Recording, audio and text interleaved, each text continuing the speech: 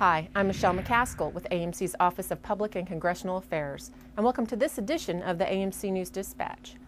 AMC's Commander, General Ann Dunwoody, recently spoke with us about her vision for the command and AMC's role in restoring balance to our Army. This edition of the Dispatch highlights a segment from that conversation, specifically her thoughts about the Army force generation process and how AMC fits into the Army's new enterprise management approach. What is at the heart, the foundation of your vision for the command? Well, you've heard our chief and our secretary talk about our Army and our military being out of balance, that the demand exceeds the supply. For 9 years we've been at war, constant deployments and redeployment. That's hard on our soldiers and our families, and we have to pay attention to that human dimension. And what they're trying to do is get our Army back in balance, increase the dwell time with their families, reduce the number of deployments, and enhance the quality of life. And so the whole purpose of our vision here is try to help the chief and the secretary free up those resources so that we can get our Army back in balance by leveraging the material enterprise. What is the fundamental change in the way that the Army now generates its forces? What's fundamentally different about the way we generate forces is a process called R4Gen, Army Forces Generation. And it's a model that puts our folks on a rotational cycle that's more predictable for them and their families, starting with a reset phase. So when a soldier comes back from a deployment, he goes into a reset phase for a minimum of 6 months. We're trying to make that dwell time longer to reintegrate with his family, take leave, quality time at home, individual schools, and basically reset himself, his family, and his equipment. The next phase is trained and ready. And during the train and ready phase, the soldiers will get more equipment, they'll have more intense training until the point that they are ready for deployment. And then the final phase is the available phase when they are trained, ready, manned, equipped for the next deployment. So now you have this cyclic cycle that gives soldiers predictability of when they come back, when they're going to go, and when they're expected home, and the family's the same thing. So that's fundamentally a different way of doing business than we did before 9/11.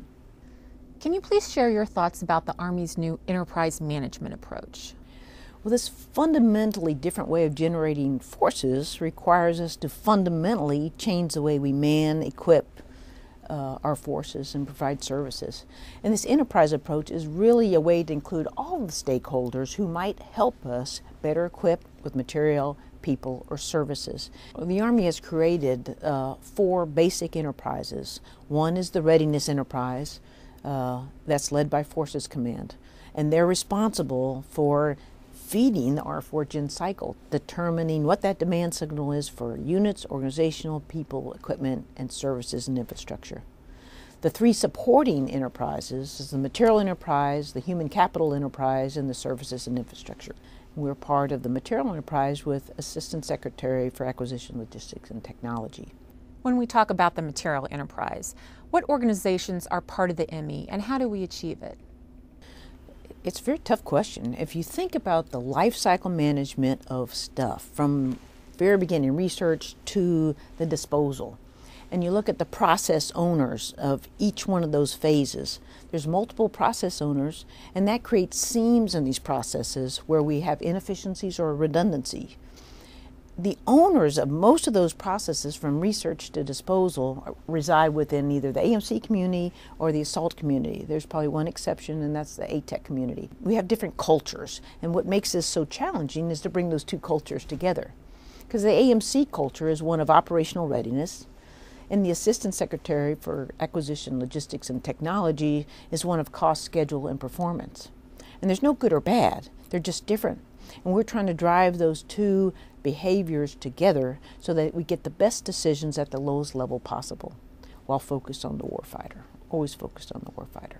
This whole enterprise initiative is not about command and control. It's not about ownership. It is about better collaboration, cooperation, and communication. And by doing this, we hope we will free up resources by doing things more efficiently, eliminating redundancy to free up those resources for the Secretary and the Chief. To see the CG's AMC Vision interview in its entirety, please visit our website at amc.army.mil and click on the About AMC link. Well, that's all for this edition of the AMC News Dispatch. Thanks for watching, and be sure to tune in next time.